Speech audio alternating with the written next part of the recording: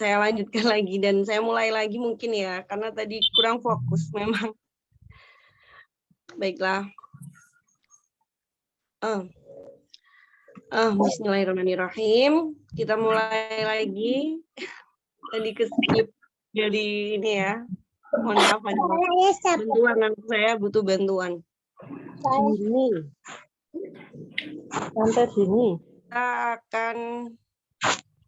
Kita akan membahas tentang pertama fakta pengajaran hijaiyah balita, yang kedua mengenal stimulasi sensoris dan motorik, kemudian yang ketiga stimulasi hijaiyah, kemudian prinsip stimulasi hijaiyah. Tadi udah lihat video ya, jadi video yang diputar Ummu Faiza tadi adalah tentang stimulasi sensoris dan motorik. Jadi itu bakalan dibahas di PDF kali ini. Nah, kita mulai lagi tentang fakta pengajaran mengaji. Jadi ada dua kubu. Pengajaran mengaji dipaksakan sejak kecil, dan kubu yang kedua pengajaran mengaji yang ditunda sampai matang, bahkan sampai dewasa. Jadi pengajaran mengaji yang dipaksakan sejak kecil itu kadangkala tidak sesuai dengan fitrah anak-anak. Jadi ada yang mengajarkan mengaji dengan ketegangan, tekanan, terus ya paksaan gitu kan. Itu fakta lapangan ya, maksudnya rahasia umum lah ya. Dan beberapa orang masih menerapkan pengajaran mengaji yang seperti ini.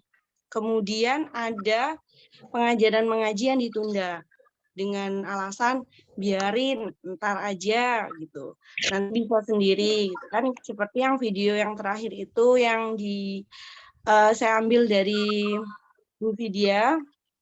Nah, kalau kita belum memahami, kita akan menganggap nanti juga bisa. Padahal anak kecil itu memang luar biasa cerdasnya. Cuman orang tua juga butuh memberikan dorongan atau stimulasi. Gitu. Nah, pihak kontra itu punya alasan ternyata ya. Kenapa dia menunda untuk tidak mengajarkan mengaji sejak dini gitu. Yang pertama, alasan mereka ingin membebaskan anak. Jadi mengajari hijaiyah sama halnya mengekang anak. Anggapan mereka adalah hijaiyah itu tekanan, terus paksaan dan sebagainya itu. Nah, makanya muncul pihak kontra yang beranggapan kalau mengajarkan mengaji itu adalah sesuatu yang mengekang gitu. Kemudian alasan kedua adalah menunggu matang, menunggu waktu yang pas gitu. Misal kayak anak usia 8 tahun, 9 tahun dan seterusnya. Membiarkan dan berharap usia matang akan lebih mudah diajarkan dibandingkan usia balita. Kan biasanya kita mengajarkan sesuatu yang terburu-buru gitu. Padahal waktu 0 sampai 3 tahun itu ada momen yaitu masa emas si balita gitu. Ini alasan penundaan yang kedua. Alasan yang pihak kontra yang ketiga adalah belajar hal lain dulu baru hijaiyah gitu kan. Hijaiyah dianggap pengajaran yang akan menyulitkan anak, maka ditunda sampai anak belajar hal lain dulu. Nah, ini biasanya orang tua yang berpikiran seperti ini akan berpikir kan bahasa Arab bukan bahasa Indonesia, enakan alfabet dulu, ABC dulu gitu kan. Nah, nanti juga akan ada alasannya juga di bawah ini. Nah, yang keempat itu adalah kan sholat diajarkan 7 tahun. Mengajarkan Al-Quran masa kurang dari itu gitu. Nanti ada alasannya juga di PDF ini kan udah dibagikan kan ya. Jadi kontra ini memang punya alasan, tapi kalau kita punya pegangan, kita punya alasan kenapa kita mengajarkan mengaji sejak dini, mengaji sejak balita, insya Allah kita tuh nggak akan tergoyahkan dengan kata-kata pihak kontra ini. Nah, sebenarnya kan tadi ya seperti yang dipaparkan Umu Sofia di awal, kita seorang muslim pasti menginginkan anak kita menjadi anak solih. Terus kemudian kita punya amal jariah ketika kita sudah wafat. Maka kita harus berpegang pegangan itu untuk mengajarkan hijaiyah gitu kan. Selain itu secara umum ya, secara pengetahuan, secara logika, usia balita adalah usia emas. Jadi menunda pengajaran hijaiyah sama halnya melewatkan kesempatan berharga.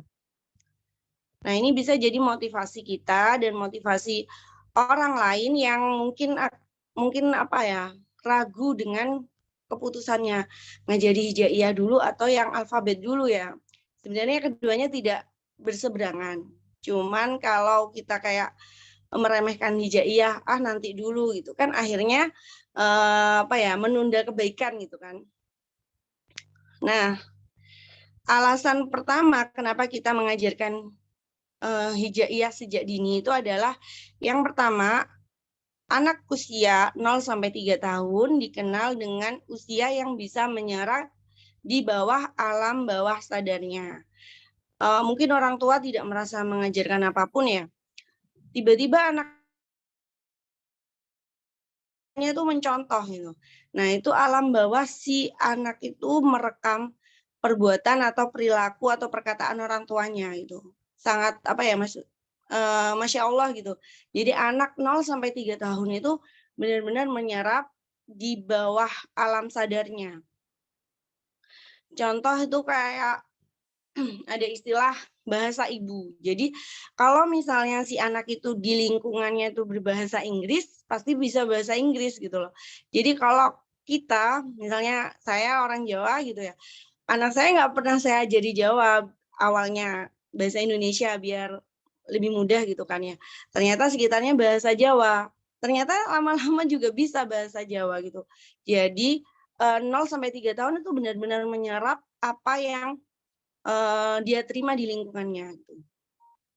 Nah, jadi pernah ya saya mendengar dari Umi Febi itu pernah cerita kisah tentang seorang yang amnesia, lupa ingatan. Jadi orangnya itu pas lupa ingatan, tersadar, dia tuh ngomongnya bahasa Jawa.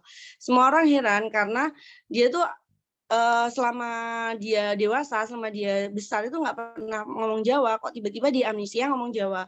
Setelah ditelusuri, dia ketika kecil itu ngomongnya bahasa Jawa, di lingkungannya bahasa Jawa. Jadi bisa disimpulkan ya kayak memori anak kecil itu benar-benar tahun atau 0 sampai 5 tahun ya. Jadi apa yang melekat pada saat dia kecil itu terbawa sampai dewasa.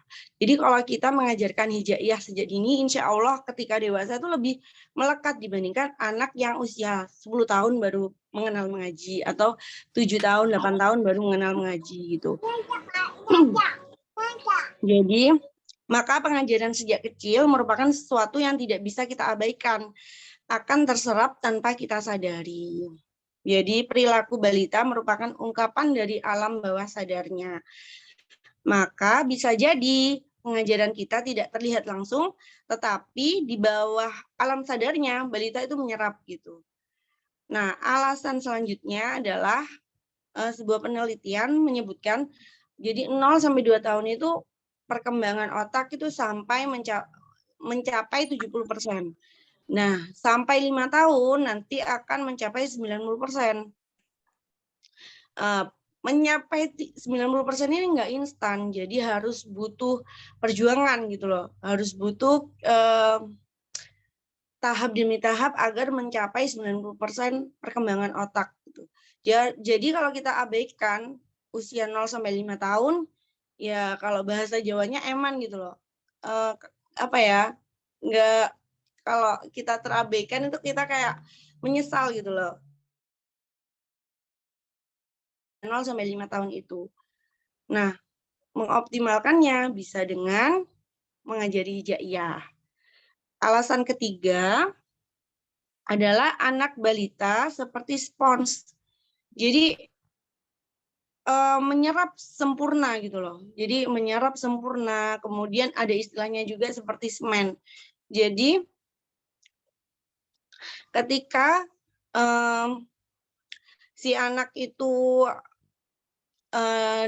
masih kecil, itu seperti semen basah. Jadi butuh dibentuk, tapi juga mudah mengering. Jadi kita mau membentuk dia seperti apa, dan apakah kita menunggu dia kering?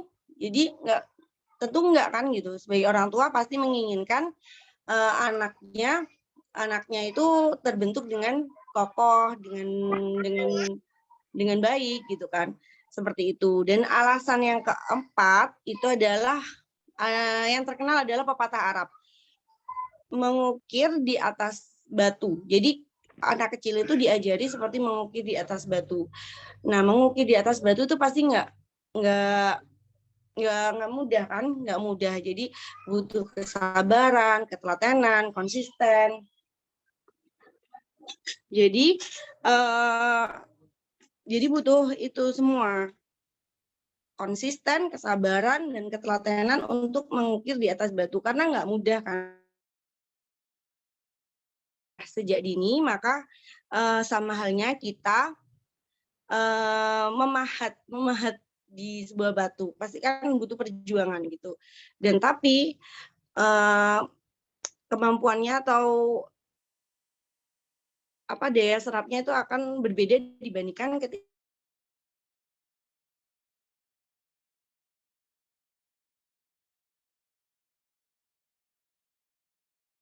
ya itu tadi, apakah nggak eman-eman ya kalau bahasa Jawanya kayak gitu. Nah, jawaban tentang sholat, tentang pernyataan sholat tadi, anak disuruh sholat kok usia 7 tahun gitu. Jadi mengajari mengaji harusnya tidak mulai balita gitu kan. Anggapan seperti itu kan yang sering mendengar ya kayak gitu. Nah, jadi menyuruh anak sholat memang usia 7 tahun. Tetapi pengajarannya tentu sebelum usia 7 tahun. Anak melihat orang tuanya sholat, diajak ke masjid, kemudian diberi pengertian tentang waktu sholat, itu adalah termasuk pengajaran. Nah, begitu pula menyuruh mengaji. Menyuruh mengaji itu memang saat usianya matang, tapi pengenalan hijaiyah, pengenalan huruf-huruf itu pasti dimulai sejak awal, sejak dia balita gitu. Jadi nggak ujuk-ujuk langsung bisa ngaji terus disuruh baca Al-Quran. Harus ada proses. Anak disuruh sholat itu harus ada proses. Anak disuruh mengaji pun harus ada proses, yaitu mengenal hijaiyah.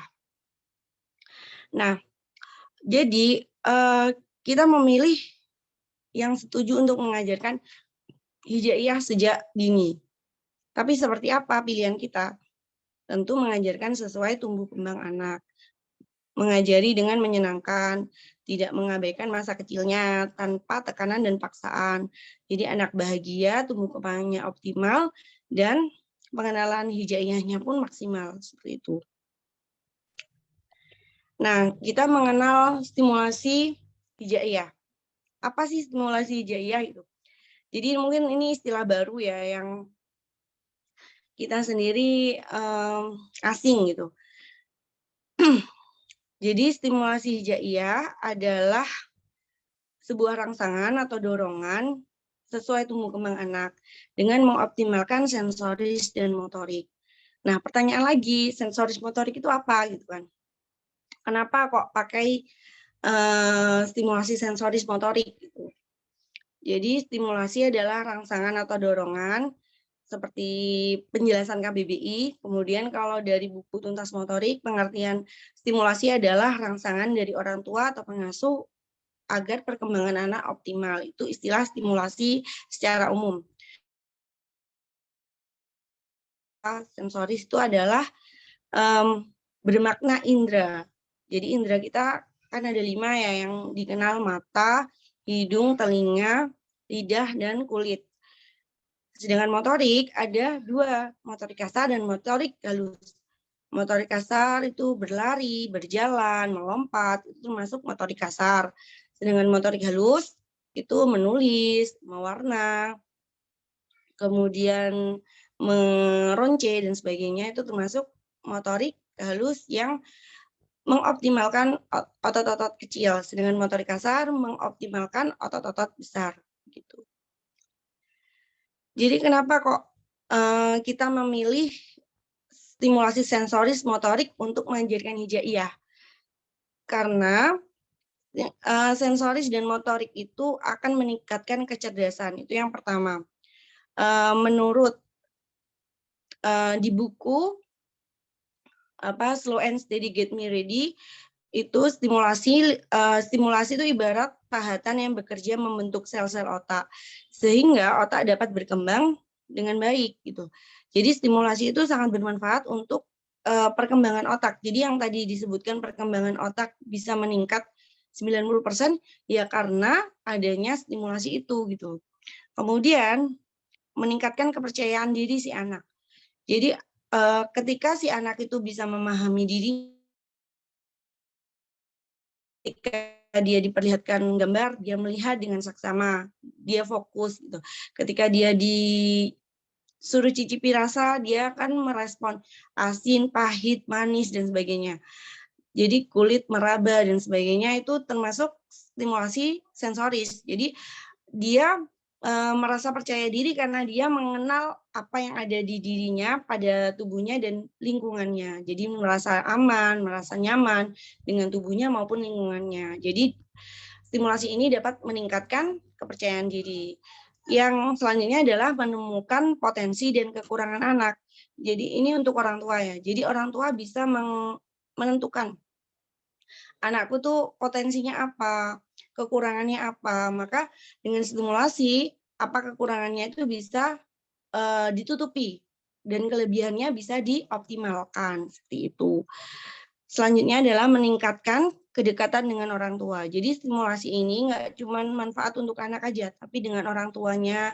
Karena stimulasi kan membutuhkan bantuan si anak gitu, si anak dan orang tua. Jadi orang tua dan anak akan saling bersinergi dan saling memahami akhirnya seperti itu. Jadi itu ya manfaat stimulasi sensoris dan motorik. Jadi kalau dari bukunya Bu Vidya, sensoris dan motorik jika akarnya itu baik, sensoris dan motoriknya baik, maka aspek-aspek yang lain itu juga baik gitu. Jadi kayak kemampuan merencanakan gerak, bahasa, perilaku, konsentrasi, aspek sosial emosional, aspek kognitif, akademik itu akan baik juga ketika sensoris dan motoriknya itu baik gitu. Ketika sensoris dan motoriknya itu tuntas gitu. Dan ada juga dasar segitiga belajar yang diambil dari, ini saya ngambil dari sebuah web ya, web psikologi. Jadi kalau misalnya di puncak itu ada aspek akademik, itu yang paling dasar apa dulu yang diajarkan? Seperti ini, seperti ya ini rocking, muscle tone, terus ini usia bayi bisa kita ajarkan gitu loh. Kemudian sensorisnya seperti meraba, kemudian melihat, terus kemudian mendengar, kemudian merasakan gitu. Jadi ini adalah yang pertama kali diajarkan sebelum anak itu bisa belajar, bisa mengenal matematika, bisa mengenal menulis, bisa mengenal membaca gitu. Jadi apa dulu yang diajarkan ya sensoris dan motorik. Begitupun ketika kita ingin mengajarkan hijaiyah dengan menyenangkan dan dengan terstruktur gitu loh. Maksudnya anak itu nggak hilang fokus atau anak itu nggak bingung membedakan huruf. Kita harus stimulasi dulu sensoris motoriknya sebelum kita mengharapkan anak itu bisa mengenal simbol, anak itu bisa memahami per huruf gitu. Selanjutnya, tentang stimulasi hijaiyah dan perkembangan anak. Nah, Baru perkembangan untuk sensoris motorik optimal, pemahaman hijaiyah akan maksimal gitu. Jadi harapannya dari kami yang menggagas stimulasi hijaiyah ini, perkembangan sensoris seorang anak itu bisa optimal, nggak terabaikan. Tapi hijaiyahnya itu maksimal. Ada anak yang sensoris dan motoriknya bagus, tapi karena tidak terstimulasi hijaiyahnya, tidak dikenalkan sejak kecil, maka dia pun akan bingung hijaiyah dengan huruf yang hampir sama-sama gitu, misalnya kayak gitu. Nah, harapannya ketika kita mengenal stimulasi hijaiyah ini, anak itu sensoris dan motoriknya itu bagus, optimal. Tapi pengetahuan hijaiyahnya pun maksimal, seperti itu. Jadi, ketika sensoris motorik telah matang, anak telah mampu duduk tenang, rentang konsentrasinya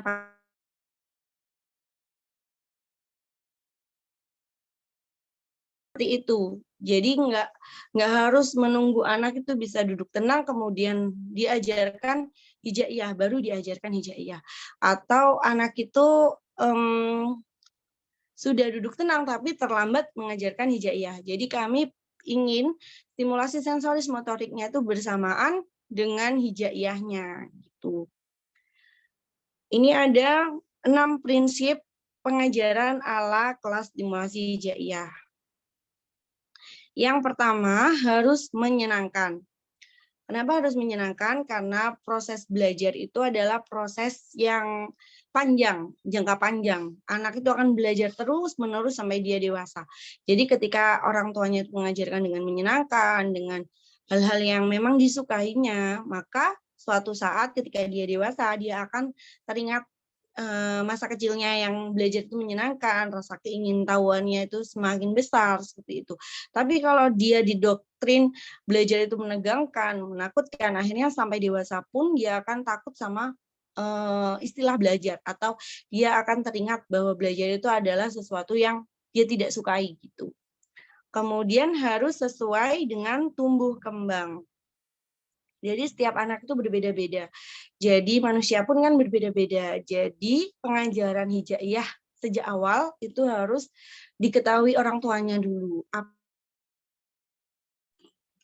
Hijaiyah yang menyenangkan sesuai tumbuh kembangnya. Anak saya motoriknya kok kurang, maka kita bisa stimulasi motorik diselingi dengan hijaiyah. Jadi pengajaran motoriknya itu bisa optimal, hijaiyahnya pun bisa jalan gitu.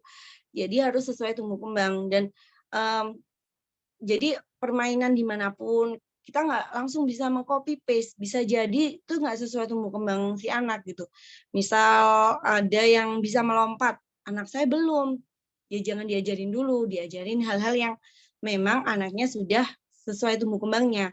Kalau nggak sesuai tumbuh kembang, bisa jadi anaknya itu bosan. Bosan kenapa? Karena dia merasa nggak bisa atau merasa ini terlalu mudah. Jadi harus sesuai tumbuh kembangnya, baru si anak itu akan merasa menyenangkan gitu. Jadi sesuai ya berhubungan antara menyenangkan dan sesuai tumbuh kembang. Selanjutnya, gali kesukaan dan hal yang diminati. Ini prinsip yang ketiga dari pengajaran ala KSH gitu. Jadi apa? Kesukaannya kita gali apa yang dia suka. Bisa jadi anak satu dengan anak lain itu yang disukai itu berbeda. Jadi anak saya yang pertama itu suka suka mainan hewan, anak kedua tuh suka yang mobil, maka cara pengajarannya pun medianya berbeda gitu. Dan yang kelima, biarkan anak mengeksplorasi huruf per huruf. Jadi kalau misalnya kita mengajari hijaiyah langsung banyak, anak itu tidak puas mengeksplorasi huruf per huruf gitu. Jadi kita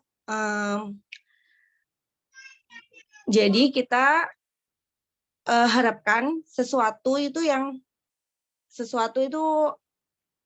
maaf ya, ini layarnya putih nah. Iya, Umi, layarnya putih. Mohon maaf. Iya, nggak kelihatan ya?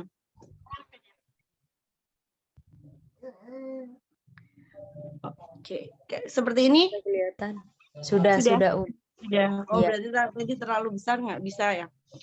Maaf ya ini karena saya melalui HP jadi agak kurang bisa diperbesar ternyata.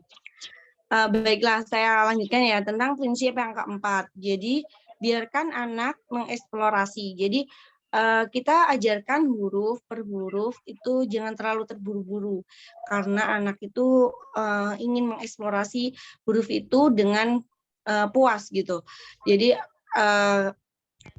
bisa membedakan antara ba dan ta, ja dan ha gitu. Jadi kita harus eksplorasi huruf itu dengan permainan-permainan yang menyenangkan dan anak itu puas dengan bentuknya. Jadi harus memahami bentuknya seperti apa gitu. Nah, selanjutnya adalah yang kelima, prinsip yang kelima adalah kaitkan hijaiyah dengan sekitar Ananda gitu. Jadi kita nggak simbol itu kan banyak sekali ya, tapi kita bisa kaitkan simbol itu dengan kehidupan kita sehari-hari. Misalnya, wah pohon itu lurus ya kayak huruf A gitu, misalnya kayak gitu. Atau mangkok bentuknya kayak ba ya kayak gitu. Itu sesuatu yang mungkin imajinasi anak itu bisa bisa kemana-mana gitu loh. Jadi anak jadi mengingat ba itu seperti mangkok atau apa gitu. Jadi kaitkan dengan kehidupan sehari-hari dan tentunya kembali lagi harus sesuai stimulasi sensoris dan motoriknya. Kemudian yang keenam, kaitkan hijaiyah dengan bahasa Arab. Kenapa kok dengan bahasa Arab? Karena hijaiyah itu ya dari akan menyusun bahasa Arab, Al-Quran gitu. Jadi kalau kita nggak ngajari Al-Quran dan kita nggak ngajari bahasa Arab, ya anak akan lebih bingung gitu loh. Jadi ya mau nggak mau kita orang tuanya ya sedikit-sedikit punya punya kosakata bahasa Arab yang mudah-mudah, yang bagi anak itu juga menarik, terus bisa dilafalkan dengan mudah gitu. Jadi kita juga kasih pengertian bahwa hijaiyah itu menyusun bahasa Arab. Nah, misalnya asadun, singa gitu. Jadi belajar bahasa Arab memang penting untuk hijaiyah ini. Seperti halnya kalau kita belajar alfabet ya, apel gitu. Karena kita pakai bahasa Indonesia mudah gitu. Jadi hijaiyah itu penting kita kaitkan juga dengan bahasa Arab dan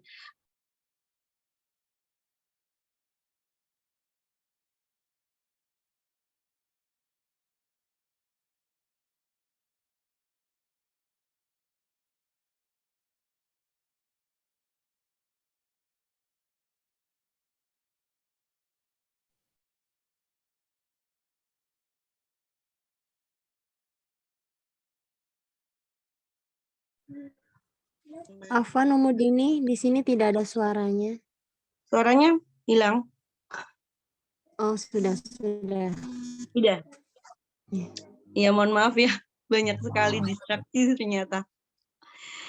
Jadi menyenangkan dan sesuai tumbuh kembang ini sesuatu yang berkaitan. Jadi kalau misalnya nggak sesuai tumbuh kembang bisa jadi nggak menyenangkan buat anak. Bagi kita sudah bikin bagus-bagus loh kita udah bikin 30 menit, anaknya 5 menit udah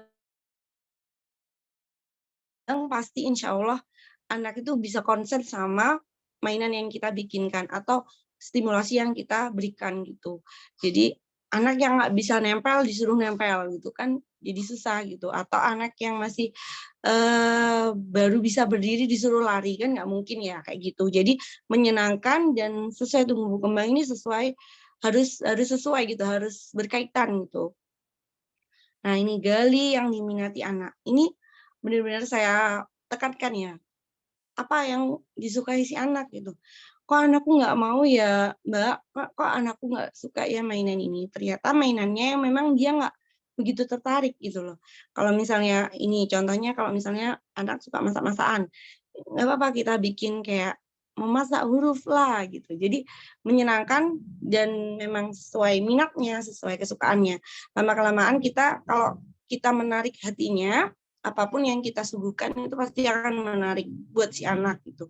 Jadi yang pertama kali kita adalah gali apa yang dia minati dan kita ajak gitu. Ajak apa yang akan kita ajarkan gitu. Jangan memaksakan apa yang dia nggak suka dan nggak nyaman gitu. Nah, selanjutnya tuh kayak misalnya anak suka mewarna atau anak suka gambar. Ya coba Bunda di sini gambarkan yang sederhana gitu. Dan mewarnai, warna itu sangat bagus untuk sensoris melihat ya. Jadi anak itu suka warna atau pakai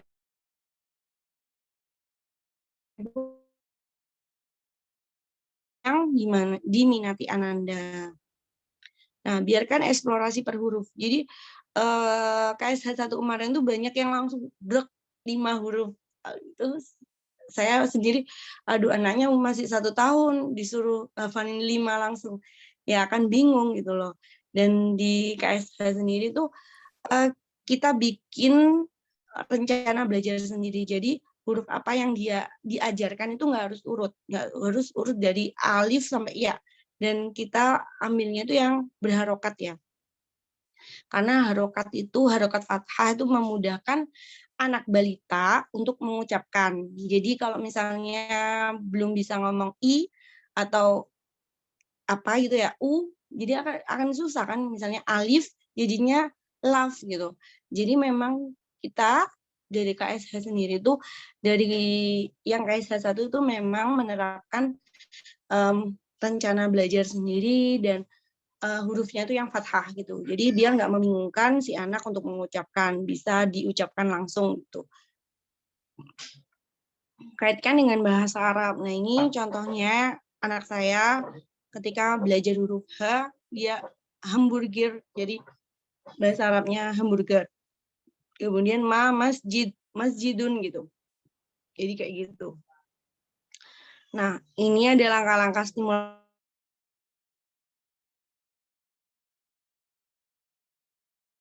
untuk mengajari anak dengan niat yang benar-benar ikhlas karena Allah, insya Allah lebih konsisten ya, lebih ajak, terus lebih apa ya, lebih ada semangat lah untuk kita berjuang gitu. Yang kedua adalah pahami anak. Nah ini pahami anak itu ingat 6 prinsip yang saya jelaskan tadi. Kemudian perhatikan prinsip dan stimulasi hijaiyah yang tadi ya. Dan tahapan pramembaca. Jadi pramembaca itu apa aja? Nah nanti insya Allah di KSH intensif akan dibahas juga tahapan pramembaca, terus bagaimana anak itu bisa peka dengan hijaiyah, kemudian anak itu lebih bisa membedakan seperti itu. Kemudian yang ketiga adalah jadi teladan. Nah ini berat juga ya buat kita gitu. Jadi kalau misalnya anak itu ingin mencintai Al-Quran, ya kita sendiri harus bisa menjadi teladan, memahami Al-Quran, membaca Al-Quran lebih. Suara saya terdengar ya? Terdengar apa masih hilang-hilang gitu? Enggak terdengar kok, Oh Yang iya, terdengar iya saya takutnya hilang. Jadi menjadi teladan ini berat, tapi insya Allah Bunda di sini bisa ya. Jadi belajar Al-Quran itu penting sekali biar anak bisa termotivasi juga untuk belajar mengaji gitu. Kemudian langkah selanjutnya adalah membuat lesson.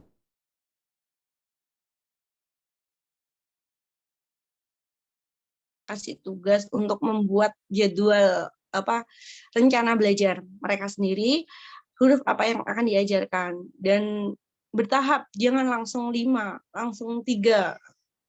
Pahami dulu anak itu usianya berapa. Kalau misalnya anak itu sudah mampu, sudah duduk tenang, atau sensoris motoriknya sudah bagus, ya mungkin bisalah 2-3 huruf per hari. Kalau misalnya mampu 1 yang apa Pak, asal anak itu puas dengan hurufnya, udah bisa membedakannya gitu. Jadi jangan terburu-buru dan pahami anak. Kembali lagi pahami anak dan ingat 6 prinsip yang saya jelaskan barusan itu. Nah, ini adalah yang kelima adalah konsisten dan ingat niat itu. Kalau misalnya kita langsung banyak, selanjutnya kita nggak melanjutkan pembelajaran lagi ya, akhirnya kemarin-kemarin lupa dan nggak akan bertambah lagi pengajaran hijaiyahnya. Jadi butuh konsisten yang benar gitu, yang konsisten. Jadi nggak nggak hanya besok iya, besok enggak gitu. Jadi ya harus konsisten memang. Jadi pengajarannya kalau bisa ya kalau misalnya anak itu bosan ya diselingi dengan permainan lain, nggak harus dengan hijaiyah terus gitu. Jadi ya kembali lagi pahami 6 prinsip yang saya jelaskan, saya paparkan, kemudian juga ingat langkah stimulasi hijaiyah ini. Nah, itu materi dari saya. Jadi untuk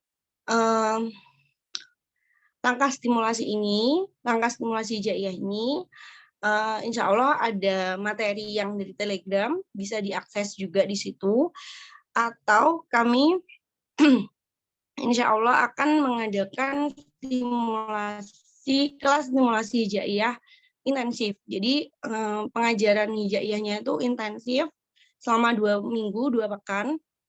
Jadi 2 pekan itu kami akan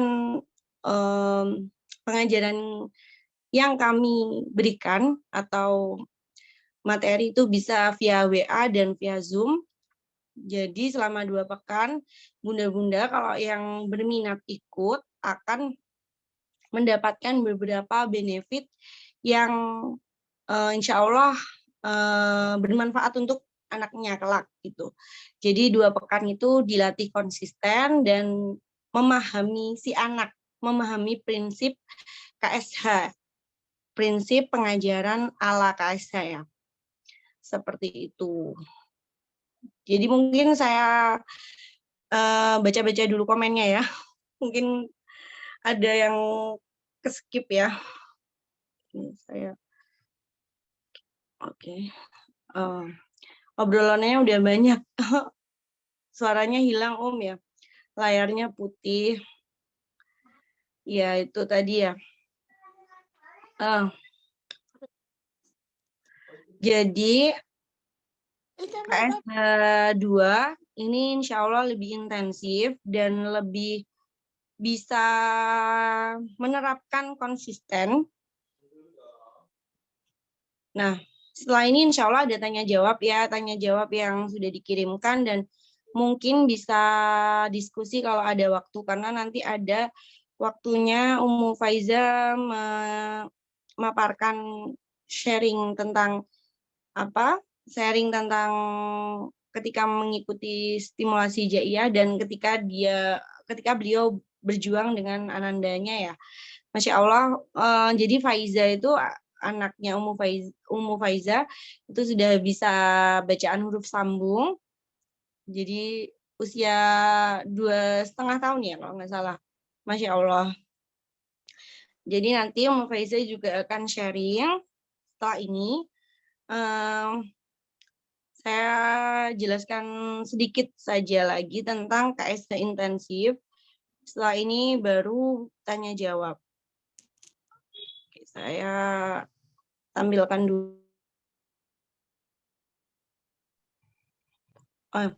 Ini ada pertanyaan ya. Stimulasi ini bisa efektif untuk usia berapa? Nah, stimulasi hijaiyah ini sebenarnya bisa usia bayi pun bisa. Jadi ketika kita memahami kebutuhan balita, kebutuhan bayi pun kita tuh bisa mengajarkan diselipi dengan hijaiyah. Jadi yang peserta kami yang KSH 1 itu kemarin ada yang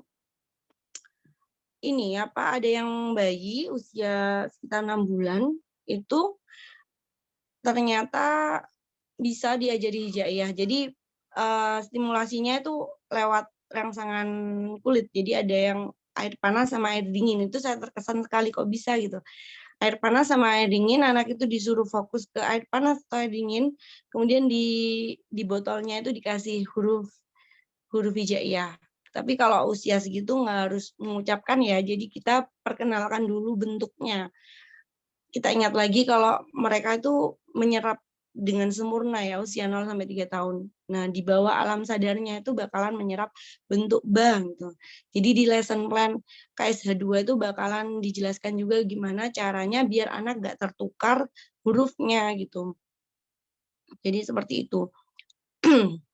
Ini saya share tentang KSH 2 sebelum kita tanya jawab ya. Jadi ini saya sedikit aja tentang KSH 2. Insya Allah diadain akhir Agustus, jadi banyak yang nanyain juga.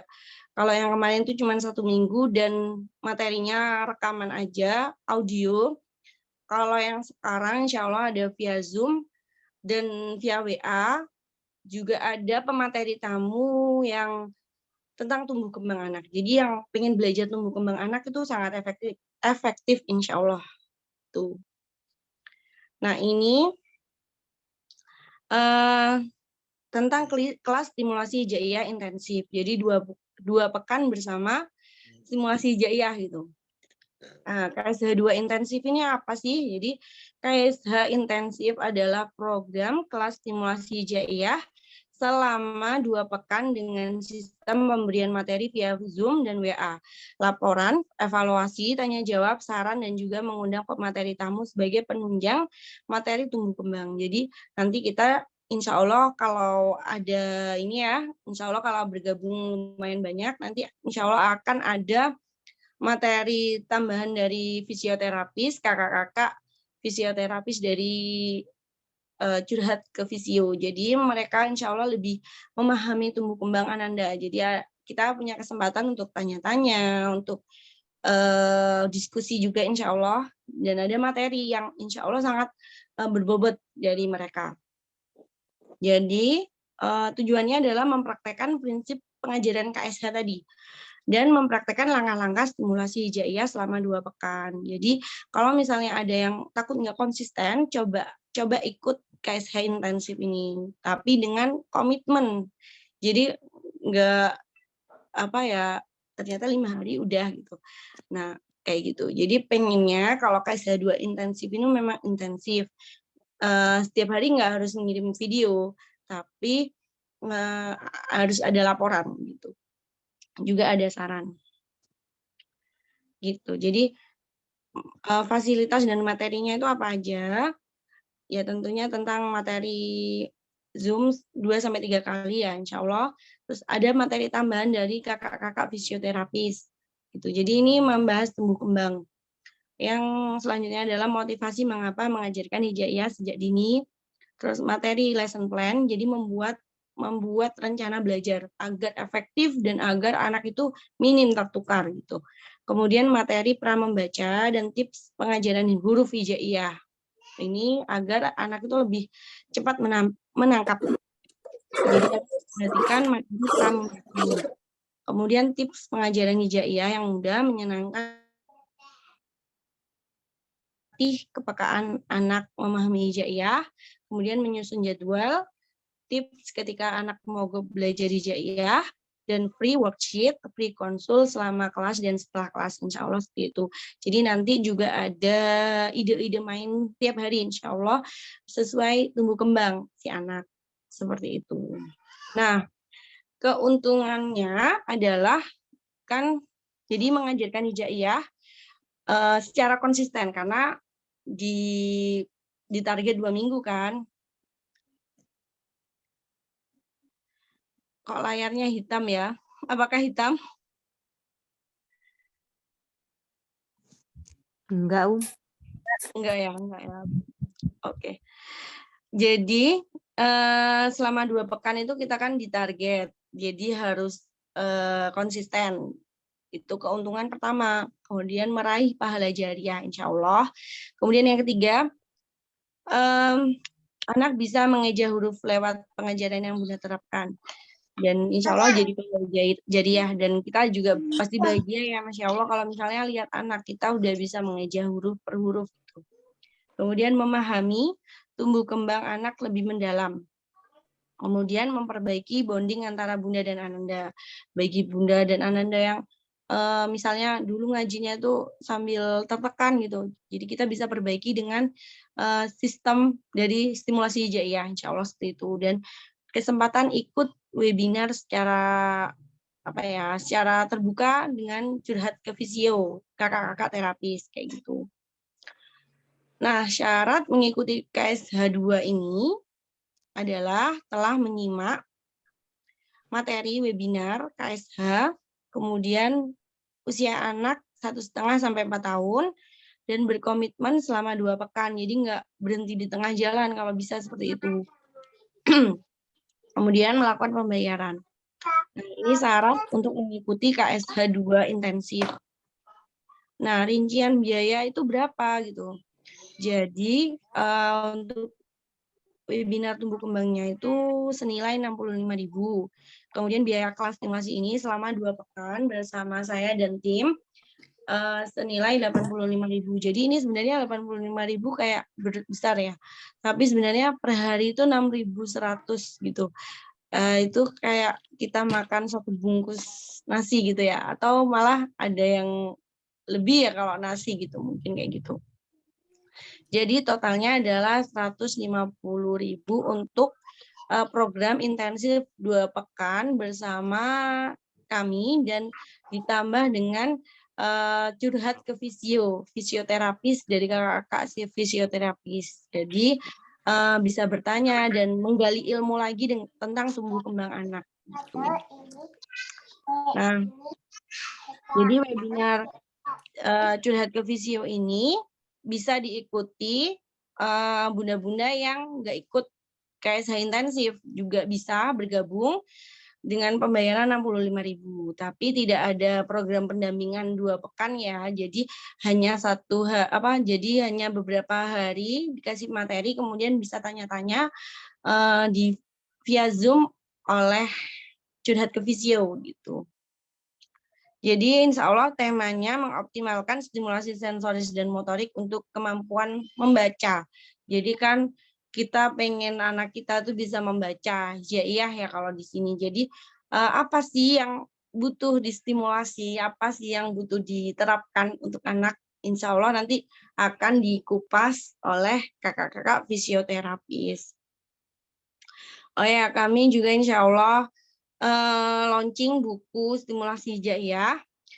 Jadi yang kemarin tuh kami keluarkan kartu yang di bordernya itu sesuai dengan huruf hijaiyahnya. Jadi ada bintang, najmun. Jadi anak disuruh fokus ke hurufnya dan bordernya yang kecil-kecil. Karena kan anak itu suka banget perintilan kecil-kecil kan.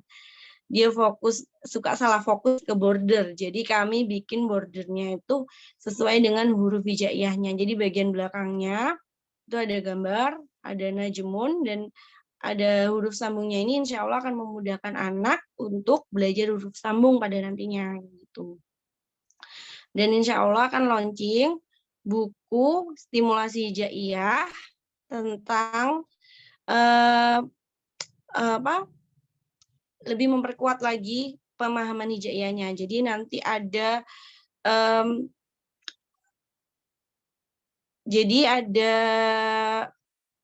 hurufnya sesuai kartu, kemudian gambarnya sesuai kartu, juga ada rekomendasi apa stimulasi yang bisa diberikan kepada Ananda. Jadi misalnya ada bis, apa yang akan direkomendasikan untuk Bunda mengajari Ananda. Jadi nggak hanya sekedar buku aktivitas menulis atau tracing line atau tracing huruf, tapi juga ada rekomendasi stimulasi sensoris motorik, insya Allah seperti itu di buku ini. Jadi buku ini nggak cuman buku aktivitas hijaiyah, tapi memang buku stimulasi. Jadi ada bunga, anak disuruh berjalan-jalan di taman, anak disuruh menghirup wangi bunga, atau kalau nggak ada wanginya ya sudah nggak apa-apa. Jadi ternyata bunga itu macam-macam, ada yang wangi, ada yang enggak gitu loh. Terus ada rekomendasi untuk melihat warna hewan atau warna-warna yang ada di dalam buku itu. Jadi buku ini memang bukan hanya buku hijaiyah, tapi buku stimulasi memang. Jadi ada stimulasi sensoris dan motorik yang dioptimalkan di dalam buku ini. Seperti itu. Jadi untuk bukunya 72.000 untuk peserta KSH intensif. Di luar peserta bisa juga memesan 82.000. Jadi untuk KSH intensif nanti pembayarannya nanti diinfokan di WhatsApp. Juga pendaftarannya bisa melalui saya atau Umu Sofia atau Umu Faiza. Jadi nanti untuk yang daftar 150.000 itu bisa dicicil. Jadi misalnya kan masih ada waktu tanggal 28 Agustus insya Allah ya. Jadi ditutupnya insya Allah tanggal 26 Agustus. Jadi 26 Agustus ini bisa berpikir untuk ikut apa enggak ya, selama 2 minggu ini aku bisa meraktekin apa enggak, kayaknya aku butuh deh, gitu. Bisa dipikirkan selama 1 minggu insya Allah ya. Jadi nanti tanggal 28 Agustus bisa kita bisa mulai kelasnya sampai insya Allah sampai 10 September, seperti itu. Jadi untuk pemesanan bukunya pun insya Allah bisa sampai tanggal 26 juga, insya Allah seperti itu. Dan kartunya juga bisa dipesan. Kalau misalnya anaknya belum paham sama sekali, saya rekomendasikan memang kartu dulu, karena kartu itu per huruf kan yang ditampilkan, dan per hari itu 1 huruf. Nanti diselingi sama huruf hijaiyah yang kita buat lewat permainan. Bisa di bola, bisa di media apapun gitu yang disukai anak. Kemudian ingat lagi prinsip 6 prinsip dari stimulasi hijaiyah. Seperti itu kurang lebihnya ya. Ya. Kita tanya-tanya dulu atau menjawab pertanyaan yang sudah masuk kemarin ya. Yang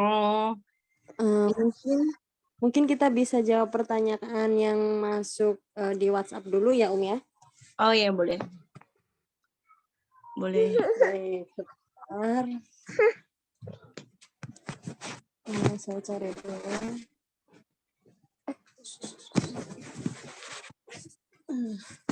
Untuk pertanyaan yang pertama itu dari Bunda Naila dari Bekasi. Pertanyaannya, saya mengajar ngaji online kepada anak-anak. Ada siswa saya anak Indonesia usianya 7 tahun yang tinggal di UK selama 2 tahun. Qadarullah, Ananda kesulitan melafalkan huruf jim. Dia selalu melafalkan dengan huruf sa. Saya pikir dia ada kesulitan karena tinggal di native speaker country. Jadi sudah terbiasa dengan bahasa Inggris. Saya pun kasih stimulasi dengan mengajak Ananda untuk mengucapkan kata Indonesia atau Inggris yang berawalan huruf ja, seperti jam, jaket, jajan. Tapi Ananda mengucapkan menjadi thumb, taket, tan, san. Bagaimana cara menstimulasi Ananda untuk dapat melafalkan huruf jim dengan benar? Silahkan, Umudini. Ya. Usianya 7 tahun ya. Terus tinggal di UK 2 tahun. Nah, kalau pengalaman saya, anak yang kesulitan membedakan huruf atau dia susah mengucapkan itu lebih efektif distimulasi pakai bahasa Arab, seperti yang prinsip yang nomor 6 ya.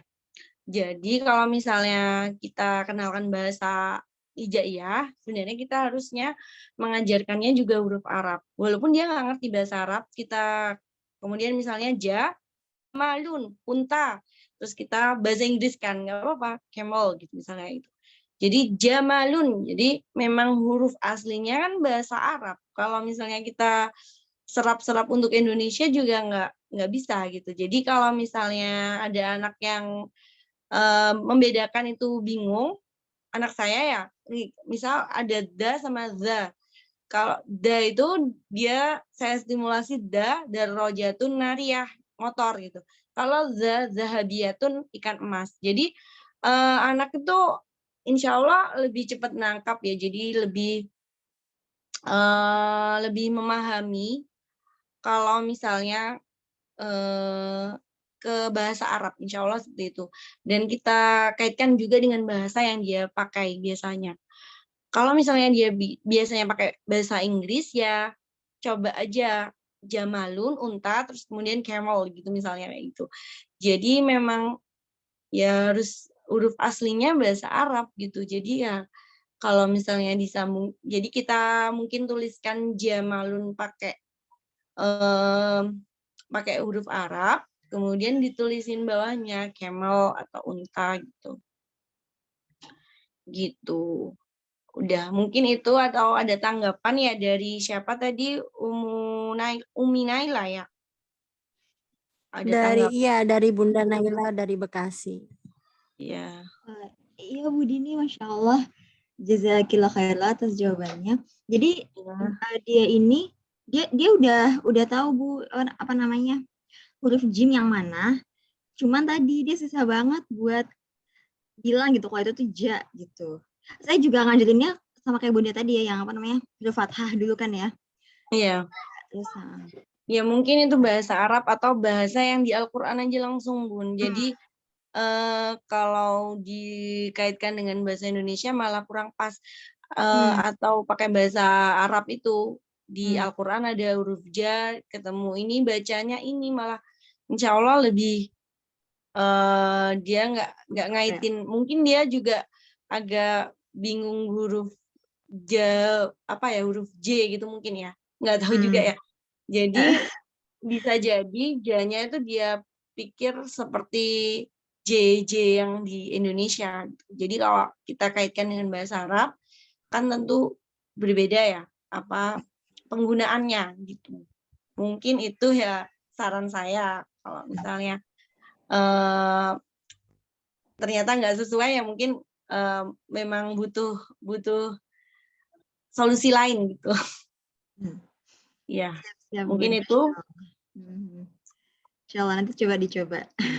Iya, semoga dimudahkan ya. Amin. Syukran jazakillah khairan. Wa iyaki. Pertanyaan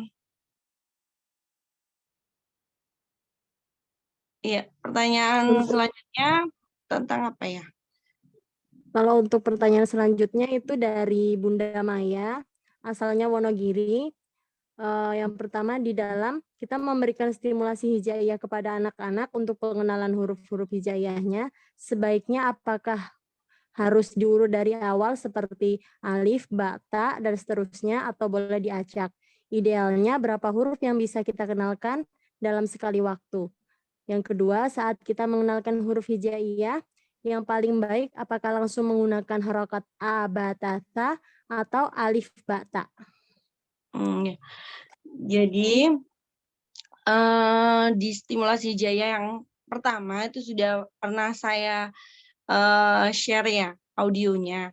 Jadi untuk mengajarkan hijaiyah tidak harus urut. Jadi dari alif sampai ya gitu ya yang terkenal itu, atau dari A sampai ya. Kalau yang dari bukunya Bu Zahira Zahra itu kalau misalnya kenapa kita tuh nggak boleh urut, malah kita menjauhkan huruf yang mirip, misalnya ja, ha, ho, itu kan bentuknya sama ya. Itu dijauhkan, diajarkan itu diajarkan tidak harus bersamaan. Jadi bisa misalnya hari pertama bisa A, kemudian ja, terus hanya nanti hari ke-6 gitu. Jadi nggak harus A, ba, ta, sa sampai ya gitu nggak harus. Karena malah yang mirip-mirip itu yang malah membingungkan dan malah akan membuat membuat gampang tertukar gitu. Begitu. Jadi insya Allah di audio di Telegram sudah ada. Kemudian nanti di KSH2 insya Allah juga kami perjelas lagi dan akan jadi panduan untuk pengajaran Ananda di 2 pekan itu.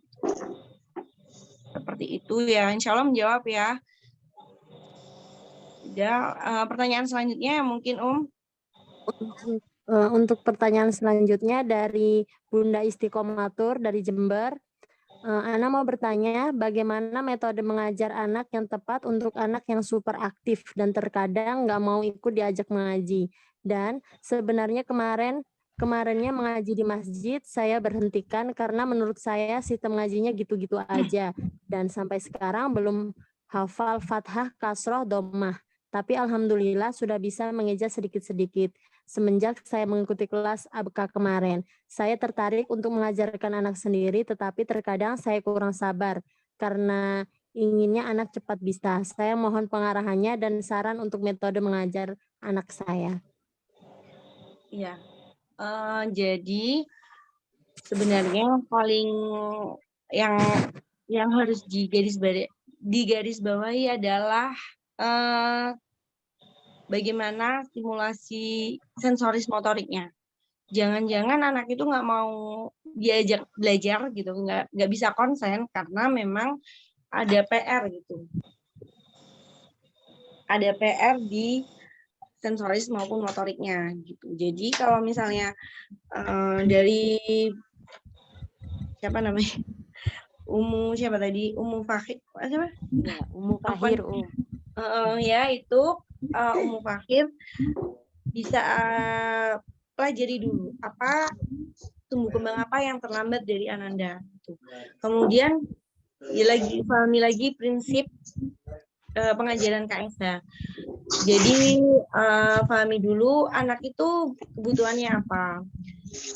Mungkin kita menganggap menyenangkan, ternyata tidak sesuai tumbuh kembang gitu. Terus yang ketiga, apakah ada minat gitu, ada minat permainan apa itu. Kita ikuti dulu apa yang dia minati. Sebenarnya usia 6 tahun itu harusnya sudah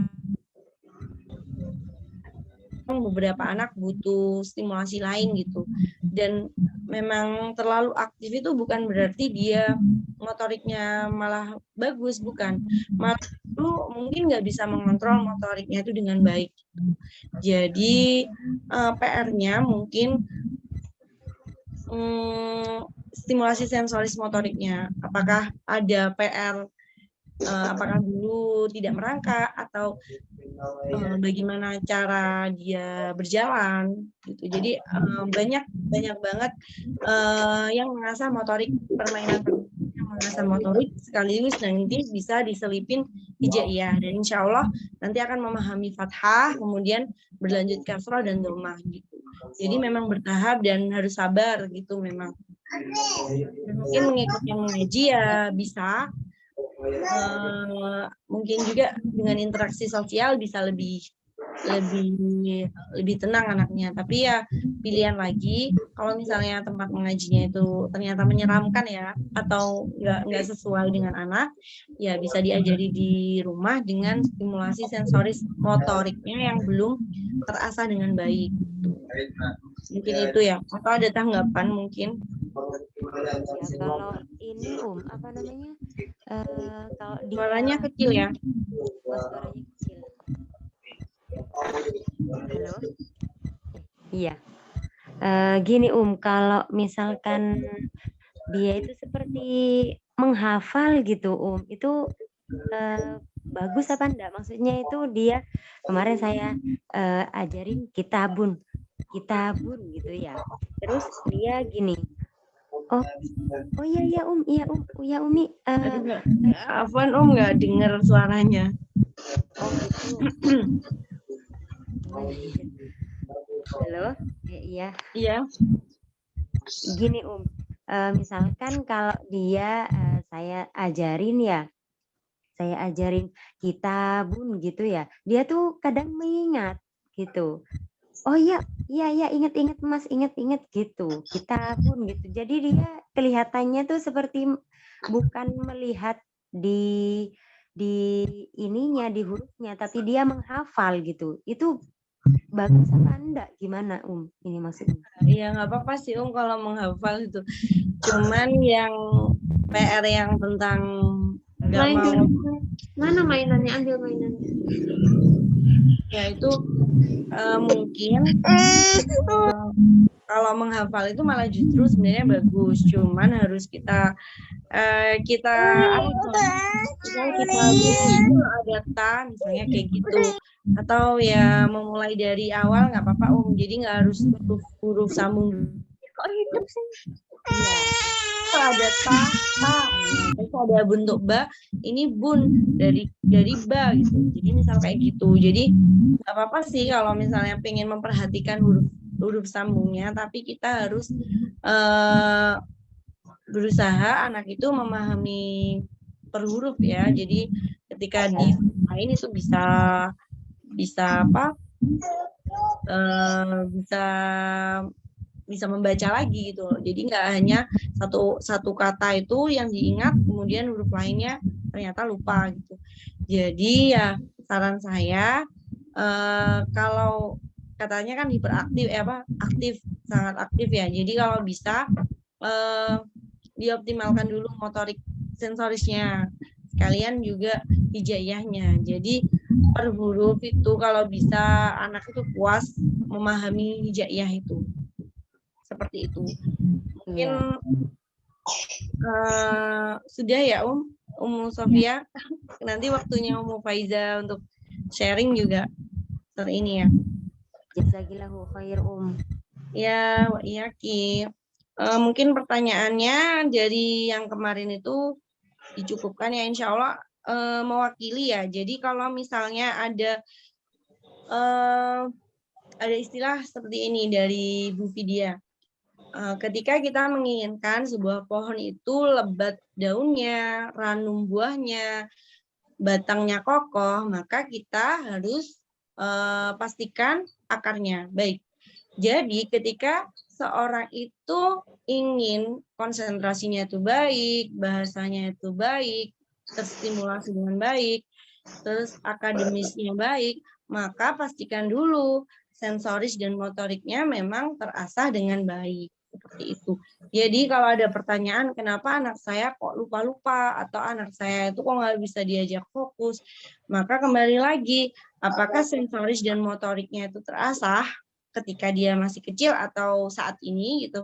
Jadi kembali lagi mengenal anak, menggali apa sesuai tumbuh kembangnya yang kita pastikan apakah itu sesuai dengan tumbuh kembang, apakah menyenangkan, apakah ini sesuatu yang dia minati atau sukai gitu. Kalau misalnya ternyata jawabannya belum, maka itu PR dari orang tua sendiri gitu. Memaksimalkan stimulasi sensoris motorik untuk mengajarkan hijaiyah bersamaan. Seperti itu. Mungkin itu pertanyaannya terjawab ya insya Allah, karena pertanyaannya hampir mirip-mirip yang saya baca kemarin tentang masalah anak usia 2 tahun belum fokus atau itu. Ya kembali lagi stimulasi sensoris motoriknya harus dimaksimalkan agar hijaiyahnya pun maksimal gitu. Mungkin itu ya dari saya. Kemudian ada chat ini saya baca dulu bentar ya.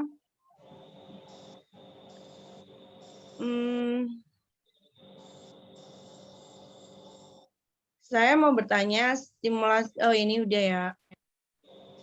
Tadi menjelaskan lebih memudahkan mengajari anak pakai huruf fathah. Kalau akan mengajarkan lam alif dan hamzah gimana Ya langsung. Jadi kalau lam alif nanti pengajarannya ya huruf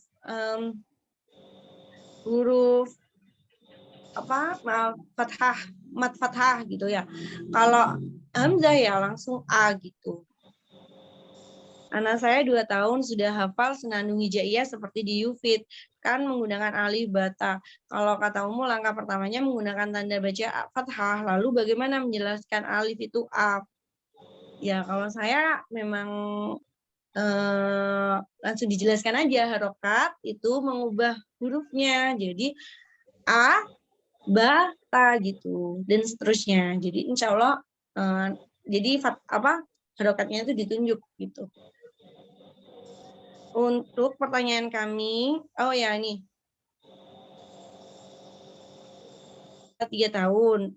Kemudian caranya bermain dan disambungkan dengan kegiatan sehari-hari. Anak itu minta didampingi terus.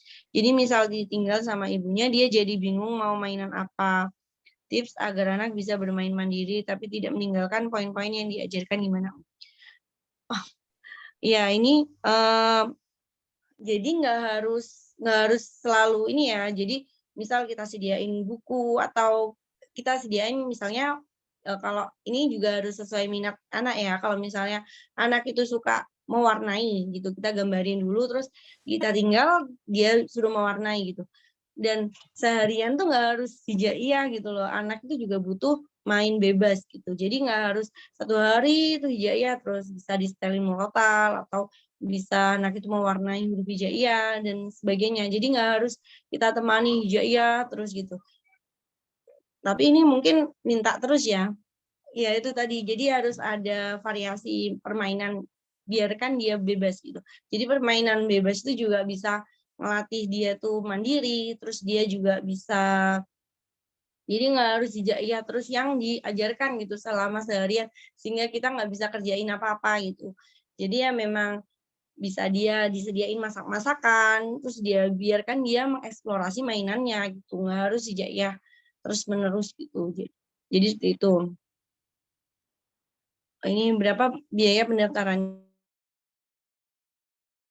150 itu sudah sama curhat ke fisio. Jadi ada fisioterapis yang akan menunjang tumbuh kembang. Jadi kita tanya-tanya tentang perkembangan anak juga insya Allah akan dijawab di seminar webinar dari curhat ke fisio itu. Seperti itu. Jadi nanti permasalahan seperti anak 6 tahun belum bisa fokus itu termasuk setahu saya itu harusnya sudah bisa duduk tenang ya, tapi memang tiap anak tuh berbeda-beda. Jadi harus orang tua harus lebih peka memang. Anak saya umur 4,5 baru mulai tertarik untuk belajar huruf hijaiyah. Sebelumnya sama sekali nggak tertarik, tapi masih sulit membedakan beberapa huruf yang sama, yang mirip, jim dan kho. Bagaimana ya solusinya biar anak nggak lupa hurufnya, padahal sudah sering distimulasi. Nah itu tadi, jadi memang penting juga perencanaan huruf yang akan diajarkan. Misalnya diajarkan sesuai dengan namanya, atau diajarkan memang pelafalannya paling mudah, misalnya ba, ma itu paling mudah. Jadi nanti di KSH 2 akan dibimbing atau dibantu untuk mengajarkan hijaiyah sesuai dengan pelafalan si anak yang paling mudah gitu. Tapi nanti di Telegram misalnya yang mau gabung Telegram juga sudah ada audionya, insya Allah ada PDF-nya juga. Jadi bisa menyimak tentang lesson plan ini. Nah, tapi di beberapa PDF-nya juga nggak disebutin secara rinci ya. Jadi orang tua sendiri yang harus membuat gitu, harus aktif. Jadi nanti di KSH 2 insya Allah akan dibimbing lebih intensif. Memang nanti kan KSH 2 intensif ya. Jadi itu. Mau ikut tapi anaknya 1 tahun 4 bulan. Nah, insya Allah ini bisa. Karena kenapa kok saya memilih 1,5 tahun, karena menyamakan dengan anak saya waktu usia 1,5 tahun itu sudah bisa bisa niruin. Kalau anaknya masih belum bisa niruin, nanti parameternya bisa apa enggak itu agak sulit. Sebenarnya anak usia 1 tahun itu udah bisa menyerap kan, 0 sampai 3 tahun udah bisa nyerap. Cuman untuk melafalkan mungkin akan kesulitan. Nah, 1 tahun 4 bulan ini apakah bisa gitu, bisa melafalkan dan bisa menirukan itu yang jadi jadi pertanyaan gitu, apakah bisa mengikuti kelasnya. Tapi untuk stimulasi insya Allah atau ikut seminarnya, webinarnya dari CKF insya Allah bisa ditanyakan usia 1 tahun itu apa sih yang butuh stimulasi untuk bisa membaca, pra membacanya itu apa aja. Udah itu harga kartunya berapa? Harga kartunya 50.000. Saya mau tanya, beberapa kali ngajak anak mengenalkan hijaiyah dengan permainan, tapi dia sering lupa dengan huruf. Padahal saya ngajarnya bertahap, misalnya huruf A sampai S dulu.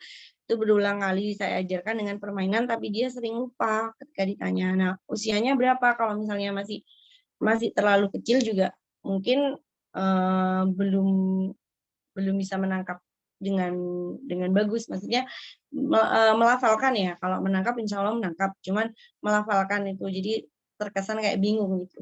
Dan kembali lagi ke prinsipnya, sudah nggak diajarkan dengan clue bahasa Arab yang sesuai dengan hurufnya kayak gitu. usianya 3,5 tahun. Nah, sebenarnya 3,5 tahun bisa diajarkan dengan bahasa Arabnya. Kalau misalnya, misal ini ya, misal jadi kayak clue gitu loh, huruf A ada singa, gitu. Singa apa? Asadun gitu. Jadi anak akan mengingat simbolnya dan akan mengingat bahasa Arabnya, insya Allah seperti itu. Jadi lebih cepat menangkap dan insya Allah lebih melekat gitu loh, seperti itu. Boleh nggak KSH tapi anak 3 yang ikut, apa harus daftar sendiri-sendiri? Mewakili aja, jadi yang nanti yang dilaporkan, jadi laporannya itu nggak tiap hari selama 2 pekan apa yang distimulasi. Nah, kalau 3 anak yang sekaligus tuh akan takutnya merepotkan.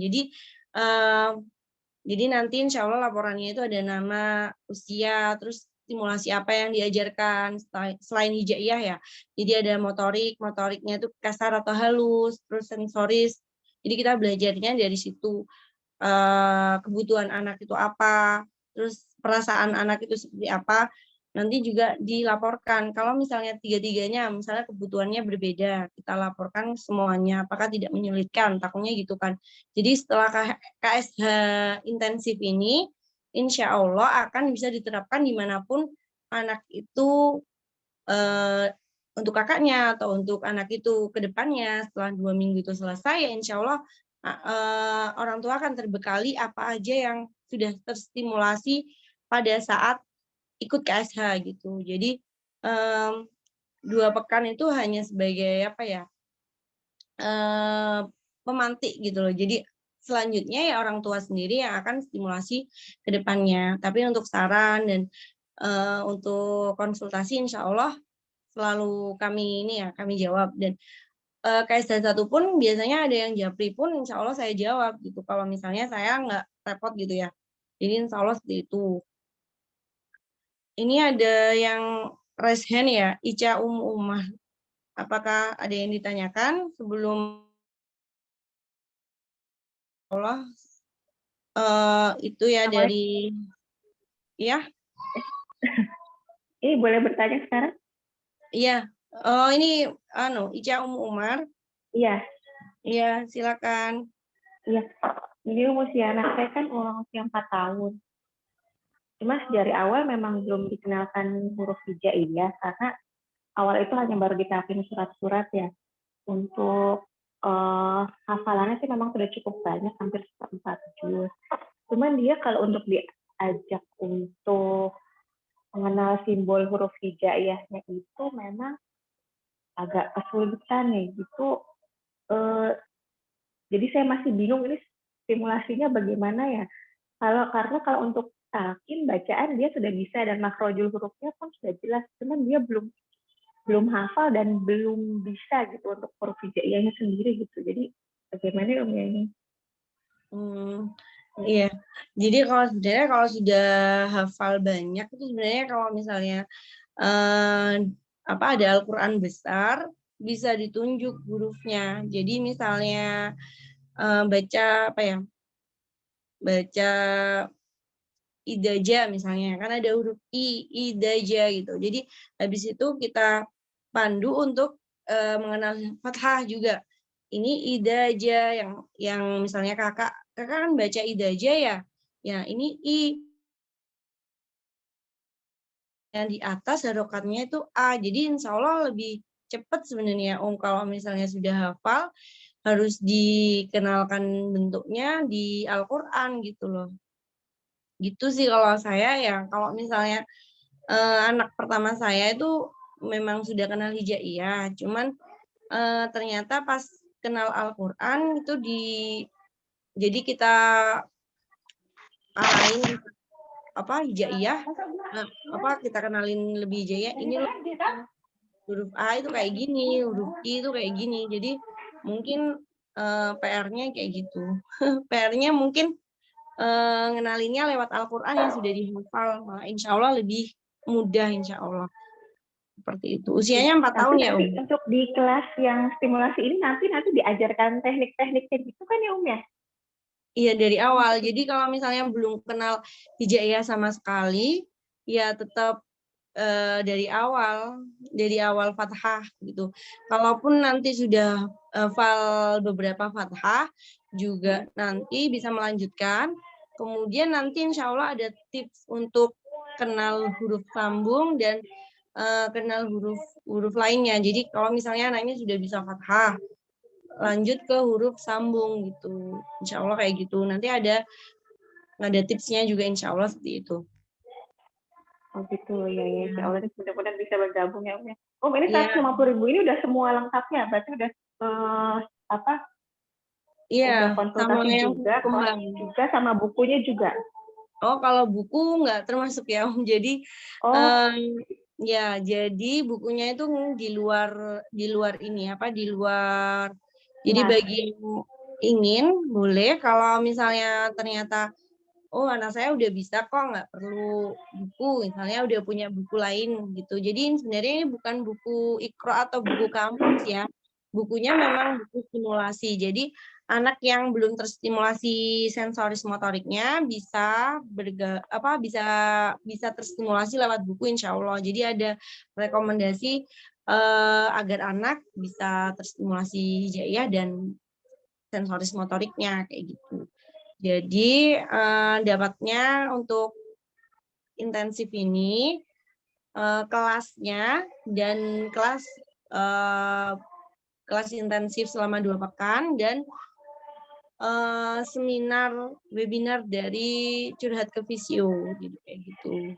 Jadi kalau kita ke fisioterapi ya itu konsul aja itu 90 ribuan ya atau 100-an gitu ya. Atau kita datang atau konsul lewat telepon itu biasanya juga mahal. Jadi kalau kita bergabung di kelas stimulasi hijaiyah yang intensif ini, insya Allah sudah dapat fasilitas, dapat materi dan dapat bertanya. Oh iya, sudah cukup jelas. Ya, Yaki. Mungkin itu ya dari saya. Ini udah molor sekali karena tadi ke-skip yang awalnya dia. Gitu. Oh ya, Zoom-nya ini insya Allah saya kan nyawanya sampai 3 jam. Tapi ini insya Allah dari Ummu Faiza, insya Allah ada sharing tentang Anandanya yang sudah bisa huruf sambung dan video kegiatan Ananda ya. Udah. Mungkin itu saja ya dari saya. Nanti bisa chat dan tanya-tanya di grup bisa insya Allah. Oh ya, jadi ini ada yang tanya kalau misalnya belum bisa berbicara bagaimana. Nah insya Allah kalau lewat huruf ini sebenarnya juga stimulasi untuk bicara juga. Tapi harus memperhatikan stimulasi sensoris dan motoriknya lagi gitu. Dan dijauhkan dari gadget tentunya seperti itu. Baiklah, mungkin itu dari saya. Selanjutnya, Ummu Faiza, saya persilakan.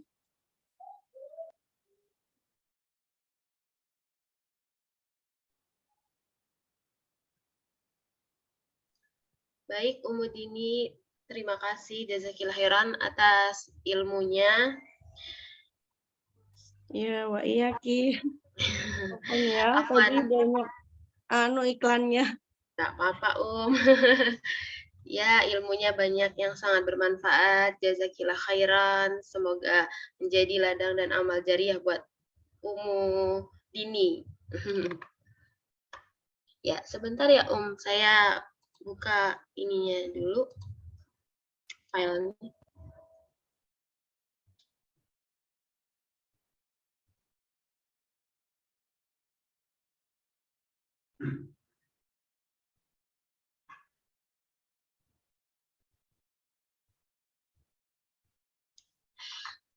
Ya, Assalamualaikum warahmatullahi wabarakatuh.